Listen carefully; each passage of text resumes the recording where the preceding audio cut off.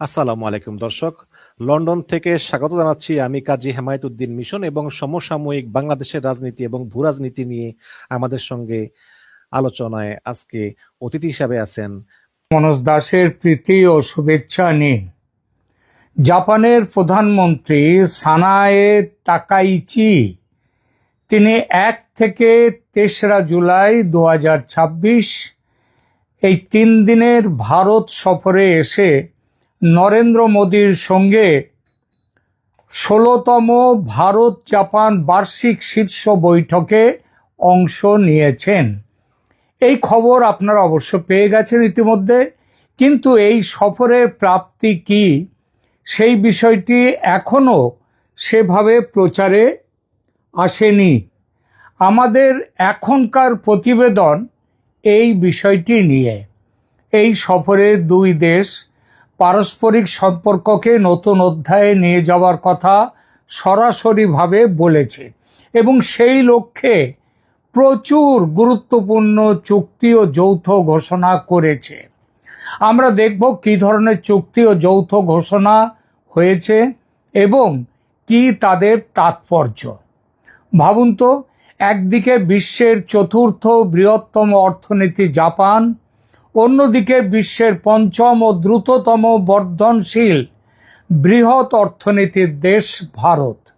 দুই দেশের প্রধানমন্ত্রী বৈঠকে বসলেন, তারপর একে একে সই হলো আর্টিফিশিয়াল ইন্টেলিজেন্স, প্রতিরক্ষা, semiconductor, critical mineral, green energy, সরবরাহ শৃঙ্খল, এমন একগুচ্ছ চুক্তি যেগুলো শুনতে সাধারণ অর্থনৈতিক সমঝোতা মনে হলেও আন্তর্জাতিক রাজনীতির ভাষায় এগুলো আসলে ক্ষমতার নতুন মানচিত্র আঁকার সূচনা। প্রশ্ন হচ্ছে, এই চুক্তিগুলো কি শুধুই ভারত জাপানের সম্পর্ককে আরো গভীর করবে, নাকি এর মাধ্যমে চীনের বিরুদ্ধে তৈরি হচ্ছে এক নতুন অর্থনৈতিক ও প্রযুক্তিগত জোট?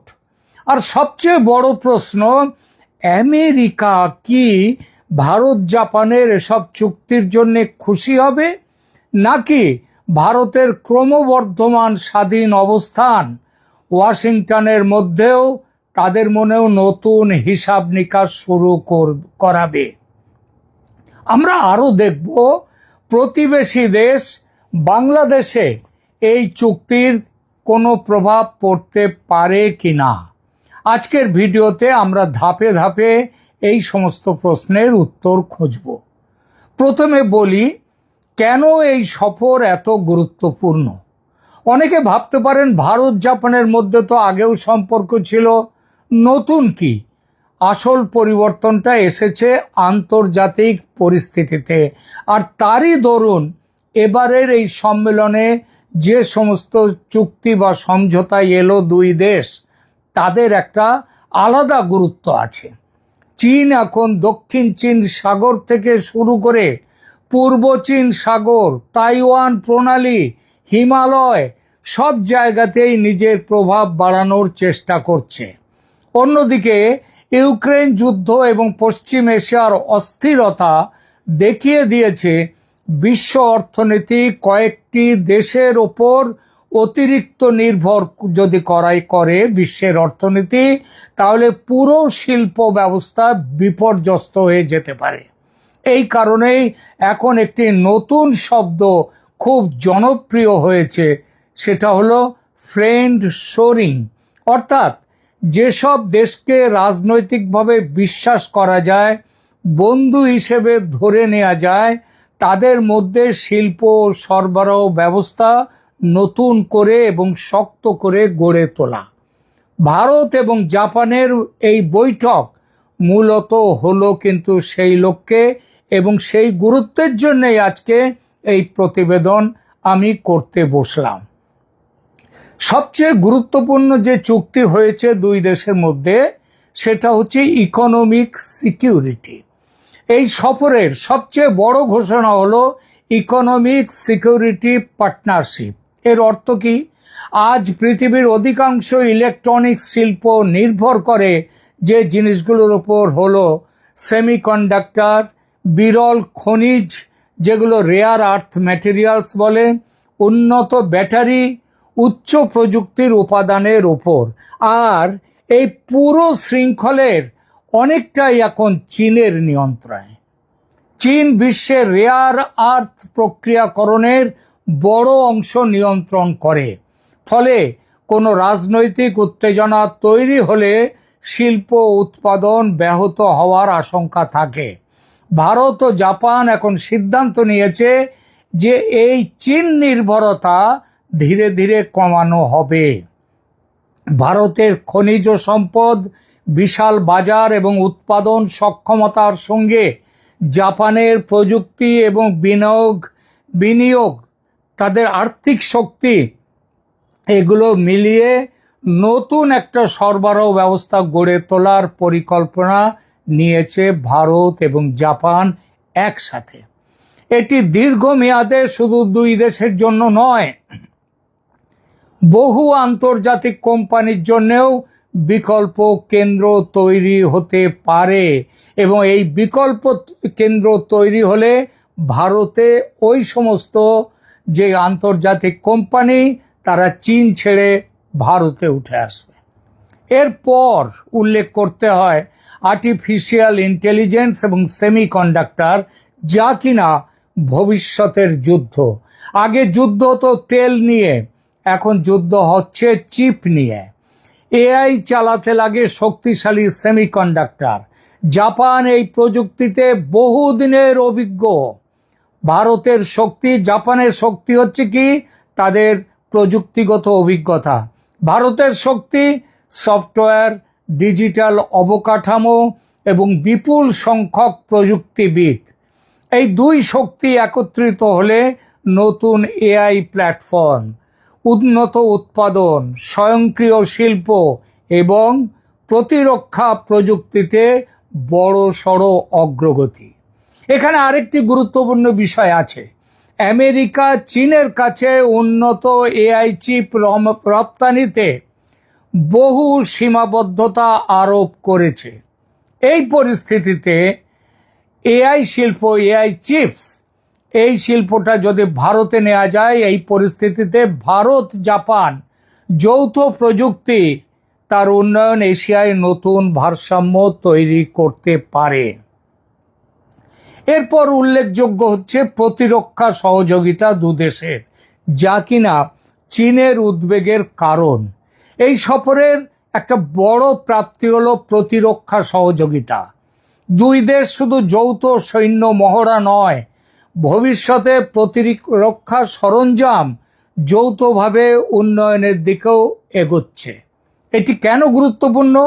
কারণ দেখুন, জাপান দ্বিতীয় বিশ্বযুদ্ধের পর দীর্ঘদিন প্রতিরক্ষা রপ্তানিতে তাদের ওপর, প্রতিরক্ষার ব্যাপারে তাদের ওপরে অনেক বাধা নিষেধ ছিল। প্রতিরক্ষা রপ্তানিতেও তাদের অত্যন্ত সংযত রাখা হয়েছিল এবং তাদেরকে তাদের যে প্রতিরক্ষা ব্যাপারটা অনেকটা দেখে এসছে আমেরিকা। আমেরিকার বহু সৈন্য জাপানে আছে। এখন পরিস্থিতি বদলাচ্ছে।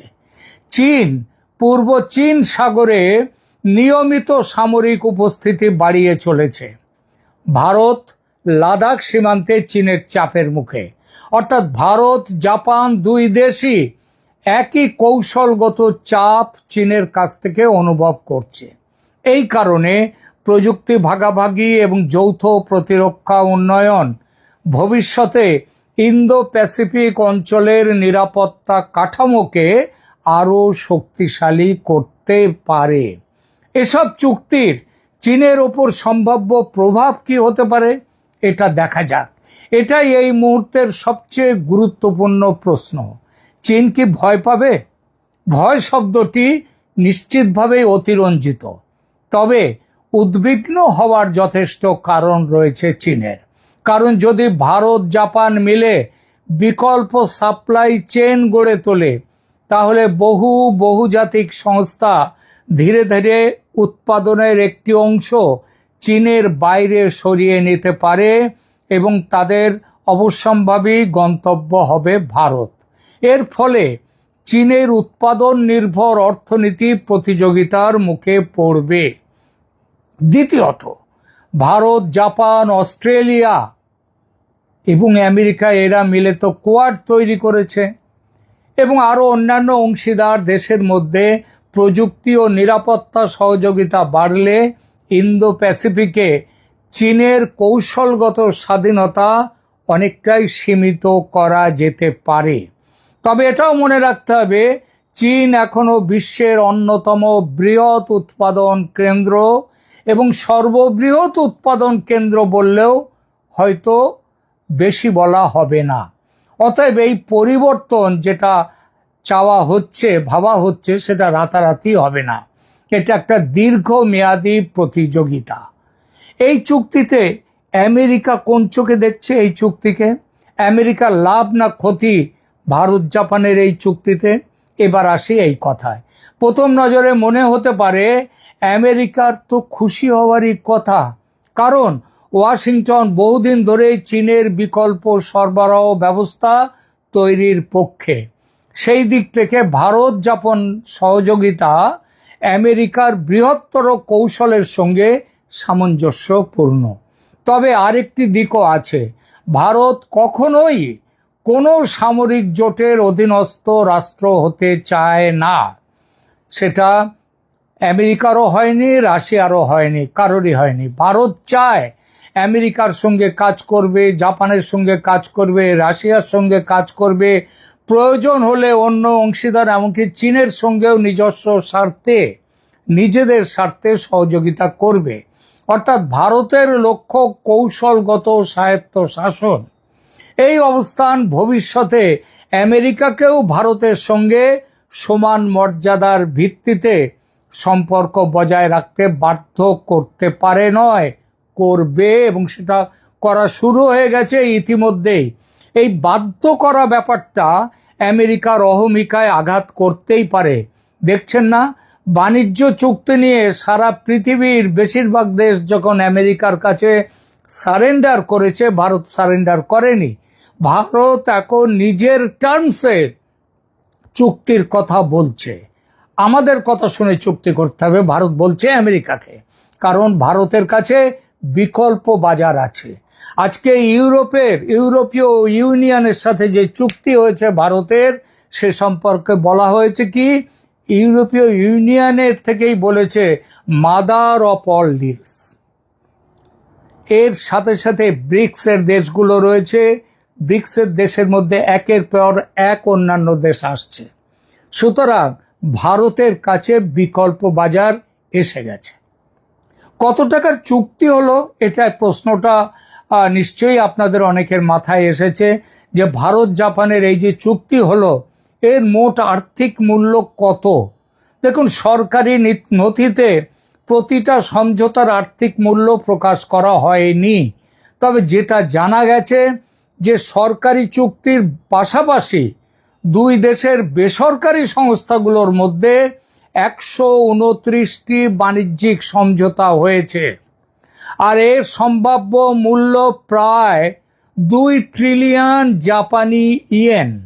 ডলারে হিসাব করলে সেটা প্রায় দাঁড়ায় 28 থেকে 30 বিলিয়ন মার্কিন ডলার। এর সঙ্গে সরকারি অবকাঠামো, প্রযুক্তি, এআই, প্রতিরক্ষা, সাপ্লাই চেইন সহযোগিতার দীর্ঘমেয়াদী প্রকল্পগুলোর মূল্য, আর্থিক মূল্য যোগ করলে আগামী কয়েক বছরে এই অংশীদারিত্বের আর্থিক পরিমাণ 2 ট্রিলিয়ন ডলার ছাপিয়ে যেতে পারে বলে অনেক বিশ্লেষকের ধারণা। অর্থাৎ এটা কেবল একটি কূটনৈতিক সফর নয়, এটা ভবিষ্যতের অর্থনীতিতে বিনিয়োগ। অর্থনীতির কথা যখন উঠল, একটা তথ্য জানা খুব দরকার, বলাটাও খুব দরকার আমার। আজ বিশ্বের সবচেয়ে বড় অর্থনীতিগুলো কোনটা? 1 নম্বরে আমেরিকা, তার জিডিপি প্রায় 30 ট্রিলিয়ন ডলার। 2 নম্বরে চীন, জিডিপি প্রায় 20 ট্রিলিয়ন ডলার। 3 নম্বরে জার্মানি, 4 নম্বরে জাপান এবং 5 নম্বরে ভারত। সবচেয়ে মজার বিষয় হচ্ছে, একসময় জাপান ছিল বিশ্বের দ্বিতীয় বৃহত্তম অর্থনীতি, এখন চীন এগিয়ে যাওয়াতে জাপান পিছিয়ে পড়েছে। আজ ভারত দ্রুত উঠে এসেছে বিশ্বের প্রথম 5-এর তালিকায়।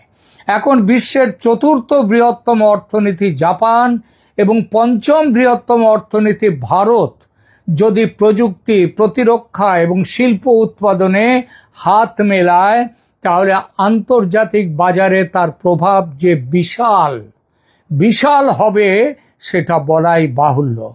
শুধু অর্থনীতি নয়, আমেরিকার সঙ্গে জাপানের সামরিক জোটে কি প্রভাব পড়বে সেটাও দেখার বিষয়। অনেকে ভাবছেন ভারতের সঙ্গে জাপানের এত ঘনিষ্ঠতা কি আমেরিকার সঙ্গে জাপানের সামরিক সম্পর্ককে দুর্বল করে দেবে। বাস্তবে এখনই এই মুহূর্তে তেমনটা বলার কোনো ভিত্তি নেই, কারণ জাপানের নিরাপত্তার মূল ভিত্তি এখনো যুক্তরাষ্ট্র জাপান যে নিরাপত্তা জোট সেইটা। জাপানে এখনো উল্লেখযোগ্য সংখ্যক মার্কিন সেনা মোতায়েন। বরং অনেক বিশ্লেষক মনে করেন ভারত জাপান সহযোগিতা বরং আমেরিকার স্বার্থ, আমেরিকার যে ইন্দো প্যাসিফিক যে কৌশল, সেই কৌশলকেই আরো শক্তিশালী করবে। তবে একটা সূক্ষ্ম পরিবর্তন অবশ্যই দেখা যেতে পারে। আগে জাপান নিরাপত্তার জন্য পুরোপুরি আমেরিকার উপর নির্ভর করত। এখন যদি ভারতের মতো আঞ্চলিক শক্তির সঙ্গে প্রতিরক্ষা, প্রযুক্তি ও উৎপাদনে গভীর সম্পর্ক গড়ে ওঠে, তাহলে ভবিষ্যতে জাপানেরও কৌশলগত বিকল্প বাড়বে। এতে আমেরিকার সঙ্গে জোট ভাঙবে না, কিন্তু জাপান আরও আত্মনির্ভর ও বহুমুখী অংশীদারিত্বের দিকে এগোবে। বাংলাদেশের কি হবে? বাংলাদেশ কি এই চুক্তির ফলে নতুন কোনো কূটনৈতিক চাপে পড়বে? একটি গুরুত্বপূর্ণ তথ্য আপনাদের নিশ্চয়ই জানেন যে স্বাধীনতার পর থেকে বাংলাদেশের সবচেয়ে বড় দ্বিপাক্ষিক উন্নয়নের সহযোগী দেশ হচ্ছে কিন্তু জাপান। জাপান থেকে একটি রাষ্ট্র হিসেবে বাংলাদেশের সবথেকে বেশি ঋণ ওয়ার্ল্ড ব্যাংক, তারপরে এডিবি এবং তারপরে চীন নয় জাপান। জাপানের কাছ থেকে বেশি ঋণ। দেখুন, বাংলাদেশের মেট্রো রেল, মাতারবাড়ি গভীর সমুদ্র বন্দর, বিভিন্ন সেতু, পদ্মা সেতু ইত্যাদি, বিদ্যুৎ প্রকল্প, এই সবের পেছনে জাপানের বিপুল ঋণ ও বিনিয়োগ রয়েছে। অন্যদিকে সাম্প্রতিক বছরগুলিতে বাংলাদেশ ও চীনের অর্থনৈতিক ও অবকাঠামোগত পরিকাঠামোগত সম্পর্ক অনেক গভীর হয়েছে।